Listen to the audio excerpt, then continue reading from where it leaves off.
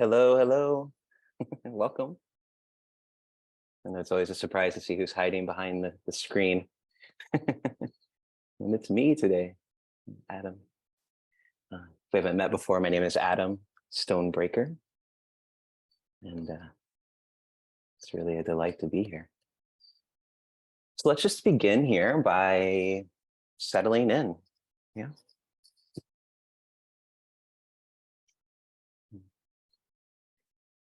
Yeah. And so I like to just move a little bit. Yeah. Sometimes in our meditation spaces, we can be very locked in. And I like to move. So maybe a little swaying, little stretch, a little feel, a little bounce. It's kind of getting into the body a little bit. Um, the Buddha talked about the body more than anything else. So very important. And then when you're ready, we just take a few just nice, long, deep breaths with particular attention to the exhale.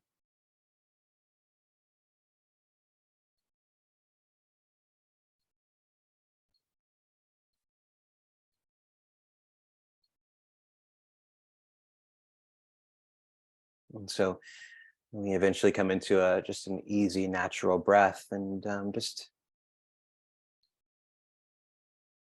feeling into just the really simple, just the contact of the seat.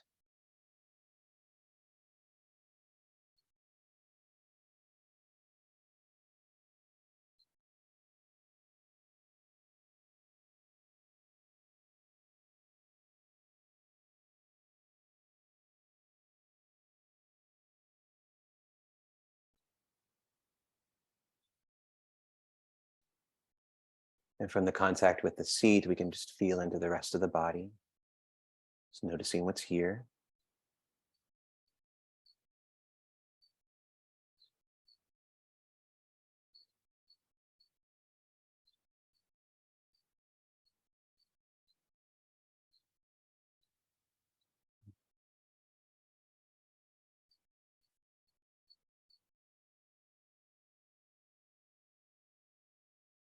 And we can notice the mind, just the general sense of the state of the mind. Not attempting to curate any particular state or experience, but just seeing what is here.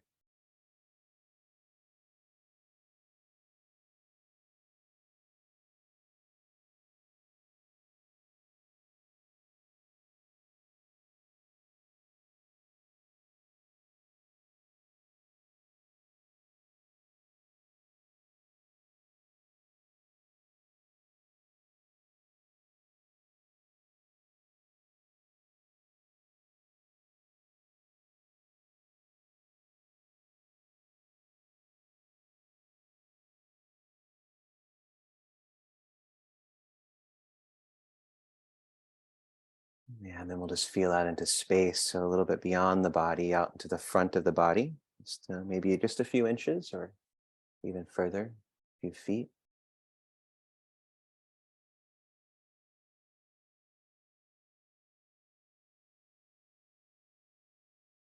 Then feeling out to the right side of the body, into the space.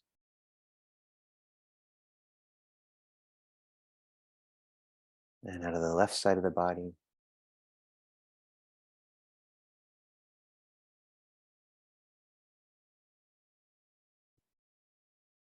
Behind the body.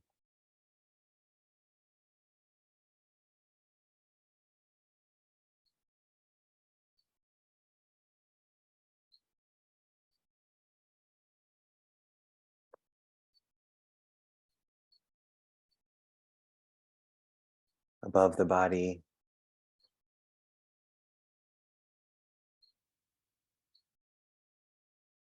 And below the body.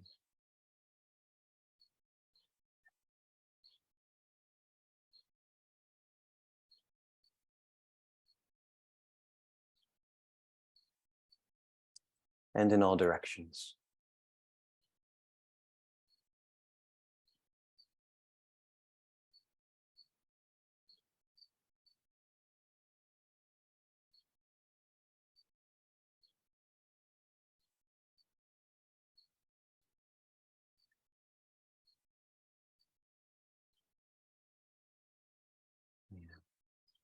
Just exhale together.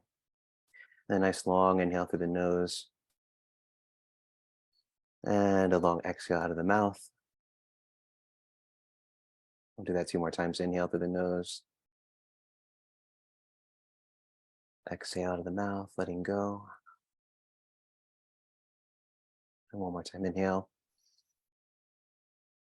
And this time as you exhale, slowly opening the eyes, allowing in vision and light, and perhaps bringing the palms together. A little bow.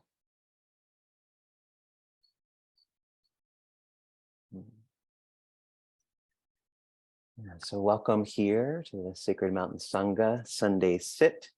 And again, my name is Adam Stonebraker, if we haven't met before, and I'm a teacher with Sacred Mountain Sangha. And it's been a few months since I've led this, so it's really wonderful to be here. So we'll start off chanting. And again, the chant book is in the chat. So we'll start from the beginning here, page, actually not the very beginning, actually it's page 3. And we'll honor the Buddha, Namo Tassa, and then we'll go through the refuges. And then we'll go to page 4. And then from there, I'll direct you from there. Okay. And so honoring that which is worthy of being honored is one of our core practices.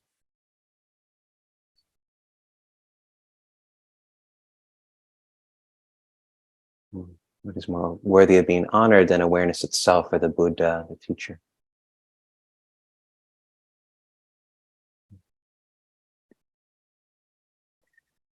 So let's exhale together. The inhale. Namo tassa bhagavato arahato sama sambuddhassa. Namo tassa bhagavato arahato sama sambuddhassa. Namo tassa bhagavato arahato sama sambuddhassa. Buddham saranam gacchami. Dhammam saranam gacchami. Sangham saranam gacchami. Dutiyampi Buddham saranam gacchami. Dutiyampi Dhammam saranam gacchami. Dutiyampi Sangham saranam gacchami. Tatiyampi Buddham saranam gacchami. Tatiyampi Dhammam saranam gacchami. Tatiyampi Sangham saranam gacchami.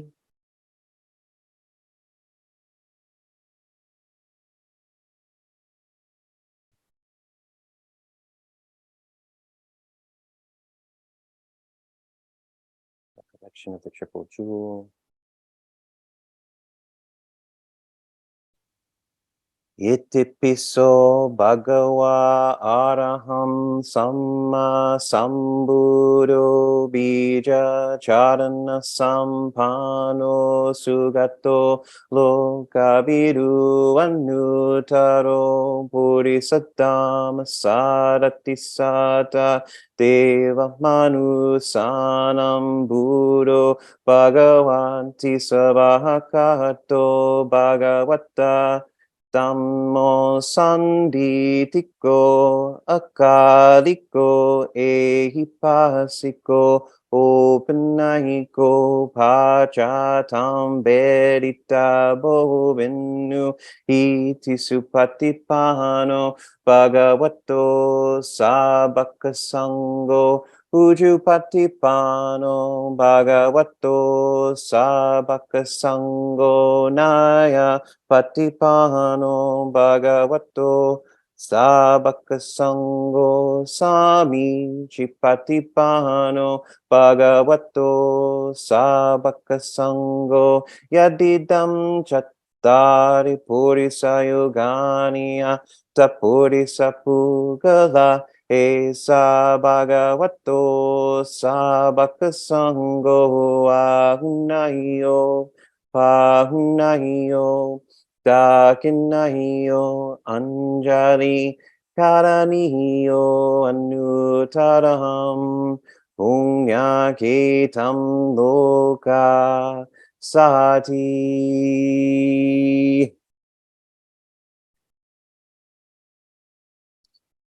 We just pause here for a moment.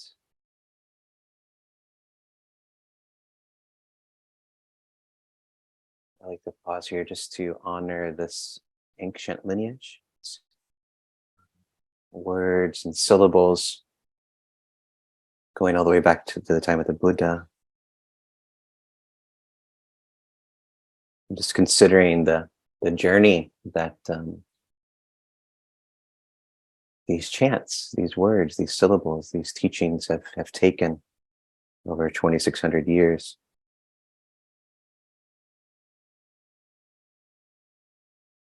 Over mountains and oceans and across lands, east, west, north, south, held by millions of people who have devoted their lives to this practice.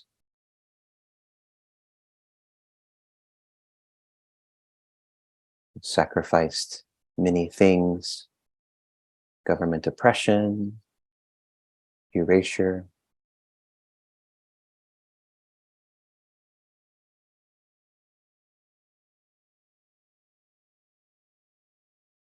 We sit here today because of these people and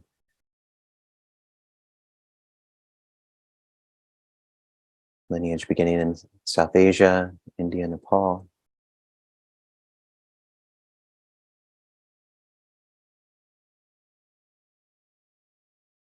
Coming all the way here to our Zoom screens on June 18th, 2023.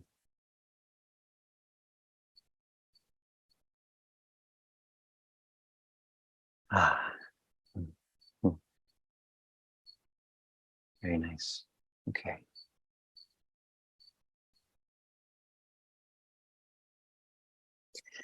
So I really want to chant page 9 is the Paticca Samuppada. It might be new to some of you. I'm just going to chant through it really slowly. It's a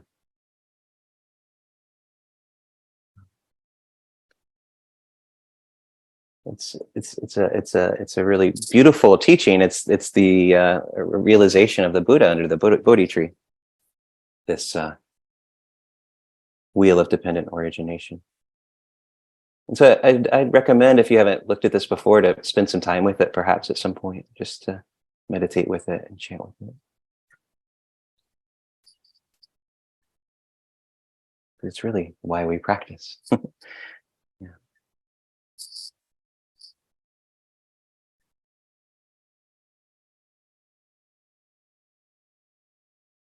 Avijja pachaya sankara pachaya vinyana pachaya namarupam namarupa pachaya sada Yatanam salayatana pachaya paso pasa pachaya Vedana Vedana Pachaya Tanha Tanha Pachaya Upadanam Upadana Pachaya Bhavo Bhaya Pachaya Jati Jati Pachaya Jara Maranam Soka Parideva Dukkha Manasu Payasa Sambhavanti Evam Eta Sakevala Saduka Kanda Sa Samudayo Oti. The next page, it continues.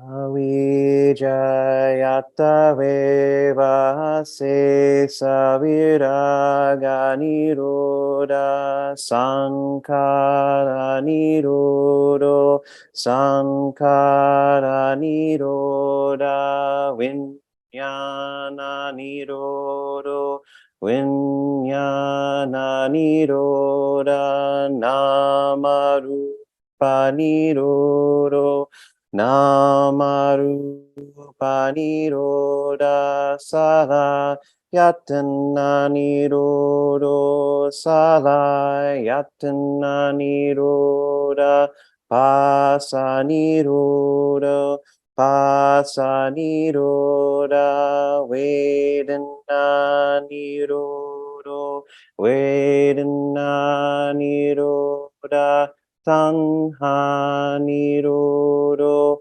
tanha niroda, upadana nirodo, upadana niroda, bhava nirodo, bhava niroda, jati nirodo, Jati niroda jara maranam soka parideva dukkha domana supai yasa nirujanti evam etasa kevala saduka kanda sanirodo hoti.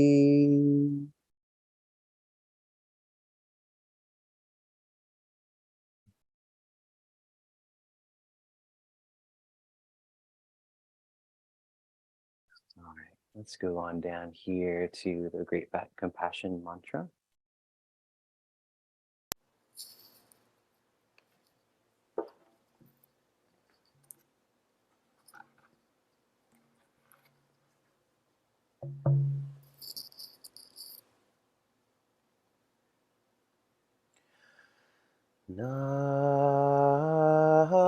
Namo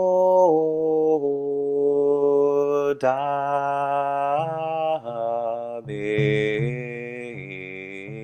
Quan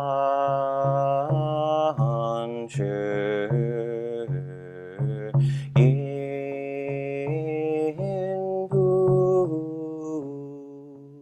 Sa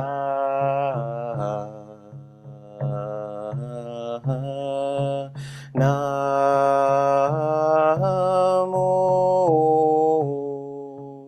Dabe Quan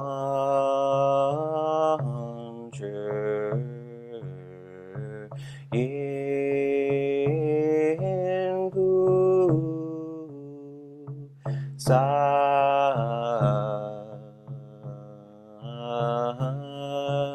Namo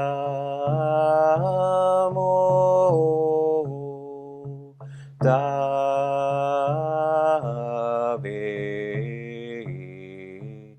Quan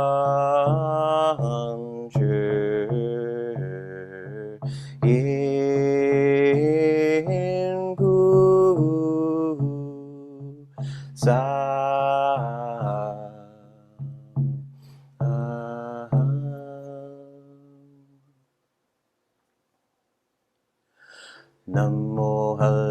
dano dola ye namo aliye podu jedi shambho lai puti sato pai moha sato pai moha jaluni Nansa panna phae soran ora she namo shijiri do imangali e poduri shirfo la lung do ba namo no la ginger Moha panda samme sappadutta shupanga shayong sappasaro namo passaro namo pacchemo pattaro dajatanana palushi Jaladi ishini moha buddhi sato sappa sappa mula mula mushi mushi rito yunjuru juru jimang duru duru vashayiri moha vashayiri tola tola dilini shurfulaye Jala jala momo famola mudili shi shi cherno cherno Shanpola shali fasha fashan pola shaye hulu hulu mola hulu hulu shili sola sola shili shili Sulu putti e putto e miri e nola ginger di shiny no payamono sopa shito e sopa moha shito e Shito yu sherpam nae supaha nola ginger supaha mola nola supaha shiru sangha mujo ye supaha supam mola ashito ye Jajila shito ye supaha bodo moje shito ye supaha nola ginger panjela ye supaha mopali shangjela ye supaha namo hala dano dola ye namo ali ye polu jedi shabola ye supaha nan chidan du mandola Pato ye so pa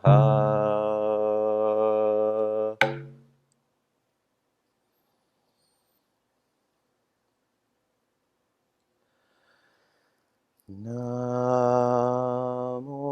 Quan Chur Busa Ona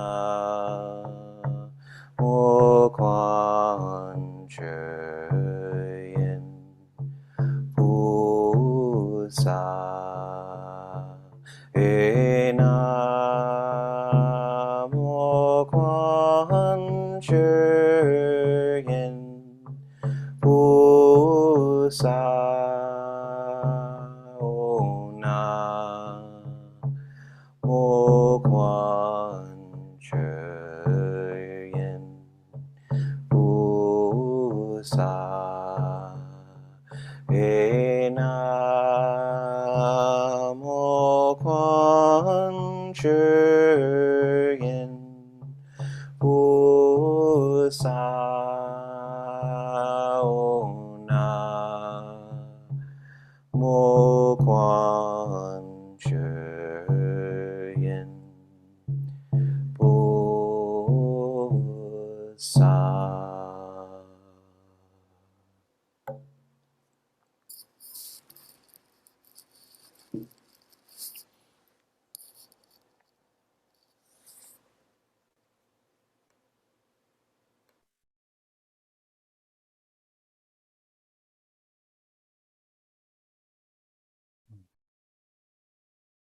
So let's just come into a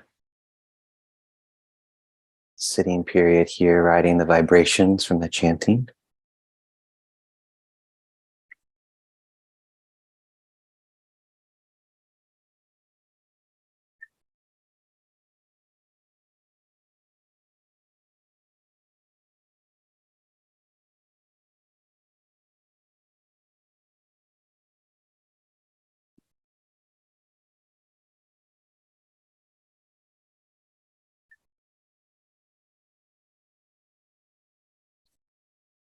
Chanting is not just an opportunity to pay homage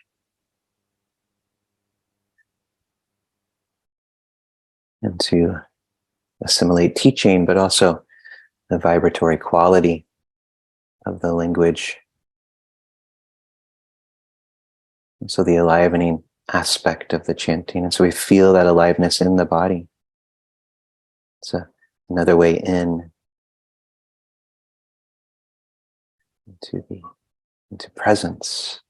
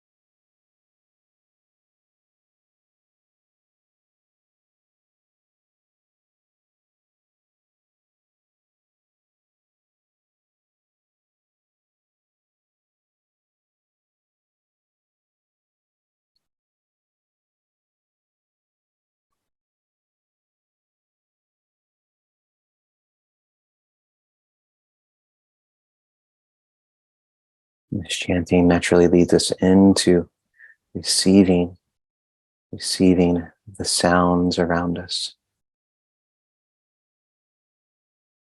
We listen into the silence and receive it.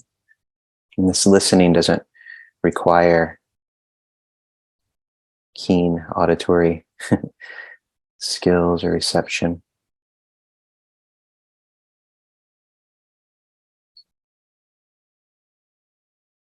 It's open to receive what's here, and we receive it with the whole body.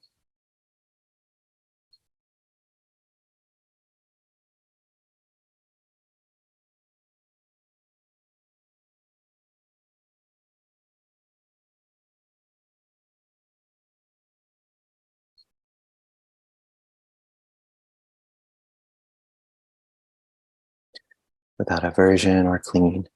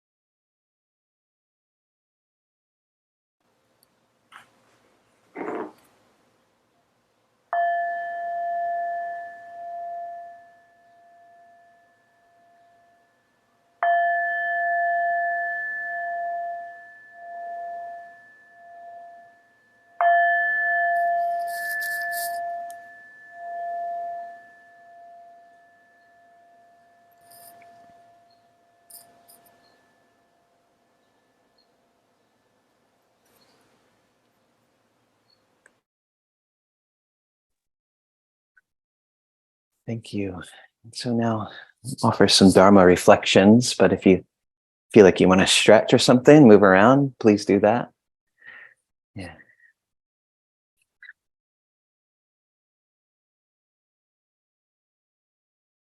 And I really appreciate you being here today. It means a lot to us as a Sangha that you're here. It's very supportive. So really appreciate that.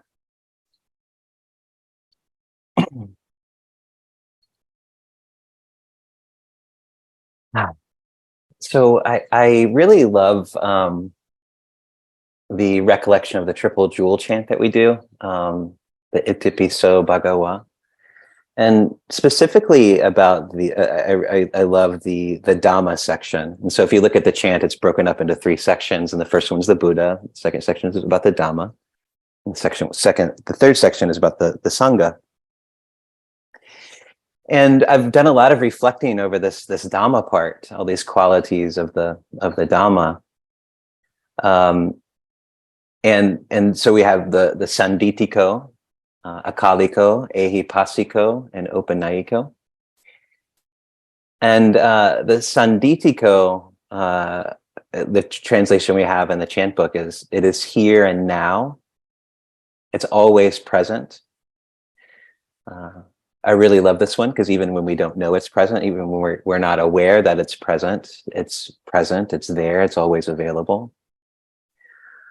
And then we have this Akaliko aspect, this timeless Dharma. So you can see this as it's outside of time, like it's not dependent upon time, but it's also always relevant. It doesn't matter what time you're in. 2,600 years ago, it was relevant.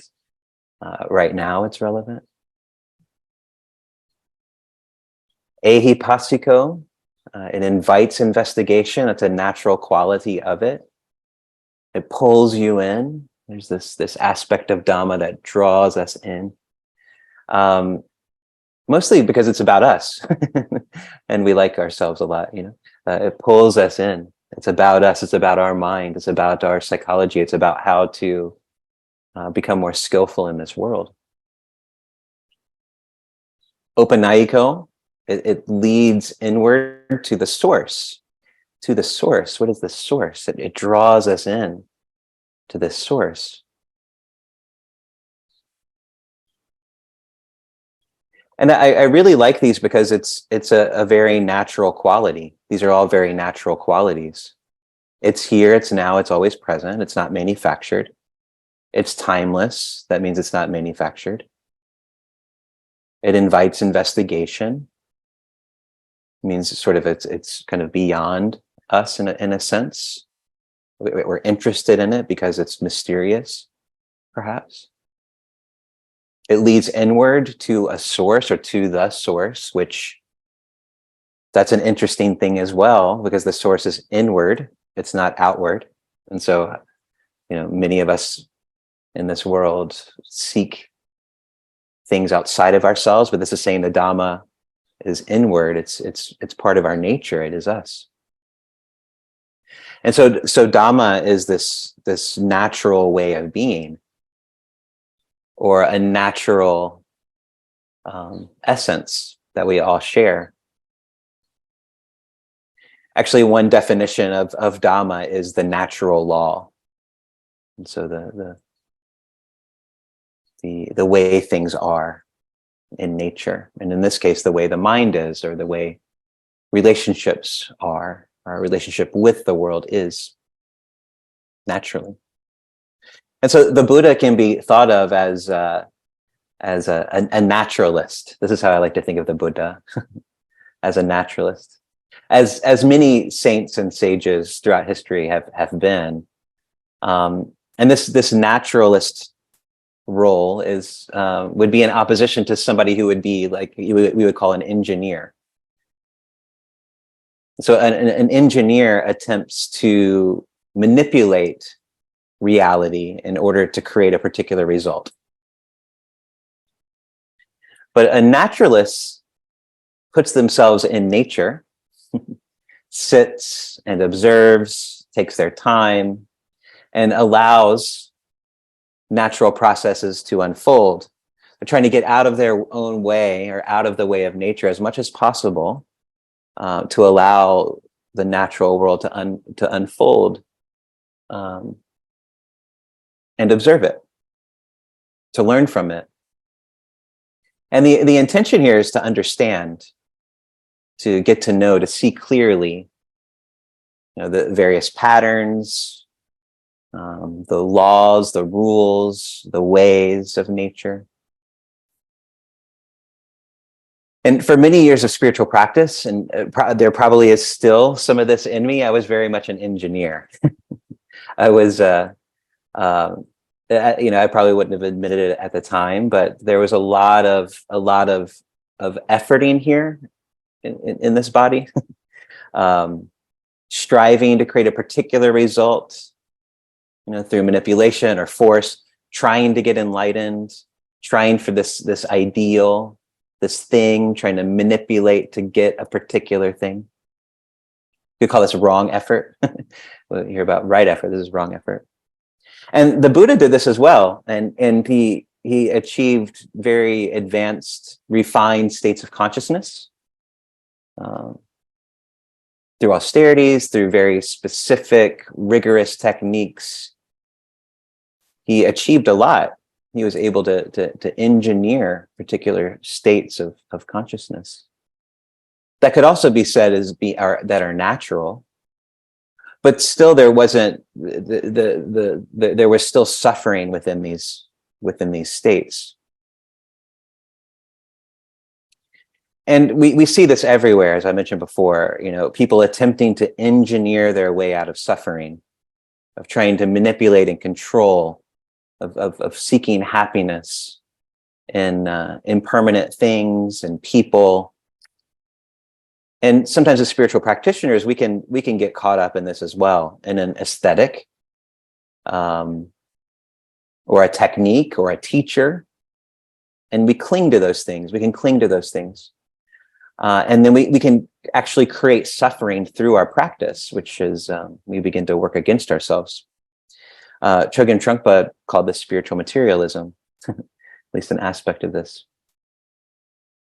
So though there are specific techniques that we use, of course, in Buddhism, but the ultimate goal is to relax, to be aware, to get out of our own way, to become a naturalist, to observe.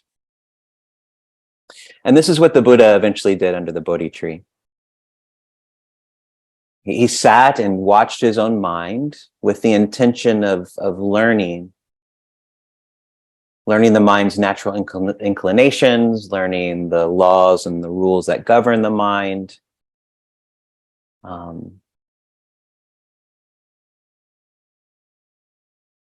And what he found was this particular mechanism, this mechanism by which we create our own suffering. And we chanted that, or at least I chanted that earlier in the Paticca Samuppada. And this mechanism is a natural one as well, but it isn't always conducive to a life that is free from suffering. What the Buddha saw was that the human mind is a mechanism of pattern creation, constantly influenced by conditions, constantly influenced by external conditions, constantly influenced by the conditions of the mind. And it even engineers particular conditions or attempts to. And so these patterns can be created consciously, but more often than not in the world out there, they're created unconsciously. And we could really think of the path of the Dhamma as one of skillful pattern creating, or of creating conditions that nurture a life that we want to live. We can also think of the Dhamma as a path as an act of shedding, of cutting away, of freeing ourselves from unnecessary burdens, from conditions, from patterns, from our past. We can think of reptiles shedding their skin, trees dropping their leaves.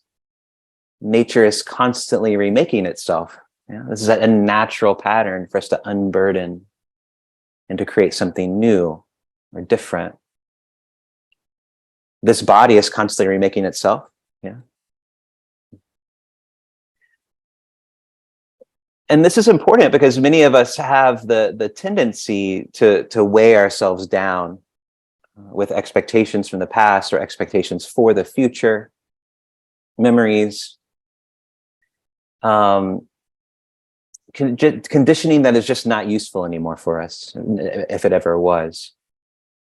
Or perhaps there's just a lot of nonsense thinking going on. And that's something that really surprised me when I began to observe my own mind, how the mind is moving all the time, and most of it's just like nonsense. I still notice that. And so how do we kind of begin to direct the mind into something that's more skillful or fruitful or positive? Are these the minds that the stories that the mind naturally spins, this papancha, creating this proliferation of mind and story? It's really interesting. And we actually believe these stories a lot of the time about ourselves or about others. And we even allow them to influence our lives. And when you take a step back from it, it's kind of ridiculous, the things we allow ourselves to believe. But I do appreciate the creativity of my mind sometimes. So like the Buddha, as practitioners of the Buddha Dharma, we sit and we observe and we respond. There's a response there. One of my favorite suttas is in the Samyutta Nikaya. It's the connected discourses. It's called the City. It's one I hadn't heard until a couple of years ago. And this is embedded in what is called the Book of Causation, the Nida Navaga, where the Buddha is discussing this mechanism of pattern creation or of conditioning that creates suffering and non-suffering. It can also create non-suffering. So the Buddha understands clearly that conditions create. Yeah. Out of a condition, there's a creation, perhaps another condition. So there's this condition engineering that's kind of always going on. And even in this very moment, we're conditioning our lives for the future, in a sense. The conditions that we are in right now condition our future, or our actions right now, our words right now, or whatever we're doing right now conditions our future. And so this is always going on. This is a natural pattern, a natural something that the Buddha observed as being a natural part of our experience. This idea of conditionality is called ida pachayata, which is just means conditionality. And so what we're really trying to do in our practice is become conscious of this mechanism, kind of seeing this mechanism that's kind of underneath our consciousness a lot of the time. Certain conditions give rise to certain things. And so I'm just going to read this to you. It's one of my favorite things. I know we don't have a whole lot of time here, but if you want to stay at one, we do some kind of Q&A and discussion. So let's read this for you. So I'll start a little bit before. It says, then bhikkhus, it occurred to me, I have discovered this path to enlightenment. That is, with the cessation of name and form comes cessation of consciousness. With the cessation of consciousness comes cessation of name and form. With the cessation of name and form, cessation of the 6 sense bases. With the cessation of the 6 sense bases, cessation of contact, and so on and so on and so on. So these are all conditions giving rise to other conditions, or conditions being ceased, and ceasing other conditions. So such is the cessation of this whole mass of suffering.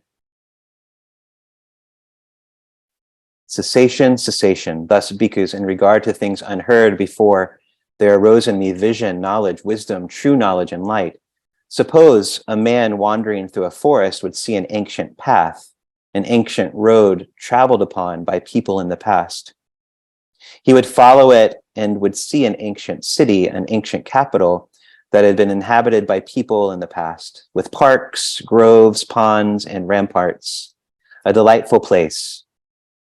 Then the man would inform the king or a royal minister, "Sire, know that while wandering through the forest, I saw an ancient path, an ancient road traveled upon by people in the past. I followed it and saw an ancient city, an ancient capital that had been inhabited by people in the past, with parks, groves, ponds, and ramparts, a delightful place. Renovate that city, sire." Then the king or the royal minister would renovate the city, and sometime later, the city would become successful and prosperous, well-populated, filled with people, attain to growth and expansion. So you can imagine walking through a forest or a jungle and coming across what looks like a road, but it's been overgrown by various, plants and things, or, rot has come over it. But you can make it out, and you start to follow the road, and in the forest, there's this ancient city that you find, but it's all overgrown and covered up, and you can't really see it. This is talking about us. It's very interesting. And we are the royalty. Buddha is the wandering person. Buddha comes across this city that's overgrown. That's the jungle has taken over. And then he tells us, hey, this is the nature of you is right here, but it's overgrown with all of these other things. You're unconscious to what's underneath what looks like a forest. So renovate that city. I think it's really funny. Get rid of what's blocking you from this beautiful city, this beautiful thing that you really are. And then, gives various practices to do that. I think it's really beautiful.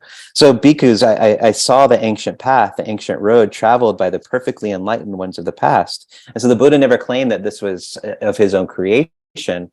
He always talked about himself as a discoverer of this path. Yeah. It's a natural path, is the point. Yeah, this is an ancient path. This is an ancient thing we're doing. We're getting to our very nature, our true nature. This is an ancient path. What is that ancient path, the ancient road? It is just this noble eightfold path that is right view, right intention, right speech, right action, right livelihood, right effort, right mindfulness, right concentration. I followed that path, and by doing so, I have directly known aging and death, its origin, its cessation, and the way leading to its cessation. I have directly known birth, existence, clinging, craving, feeling, contact, the six sense bases, name and form, consciousness, volitional formations, their origin, their cessation, and the way leading to their cessation. Having directly known them, explain them to you. This holy life has become successful and prosperous, extended, popular, widespread, well proclaimed among devas and humans.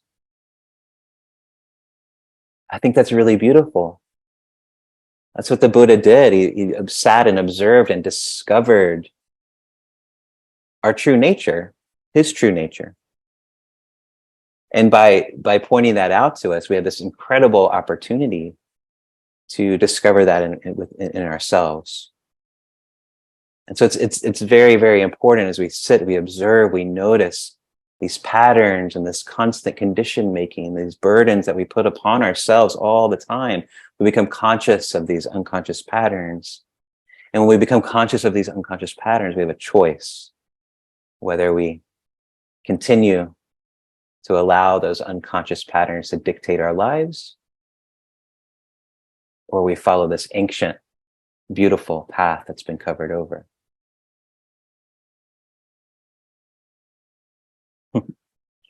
Oh man, I could go on and on, but I'm going to stop. So thank you so much for joining us today, and really appreciate your just being here and sitting and being with us is very supportive. So thank you so much. Yeah, have a blessed rest of your Sunday.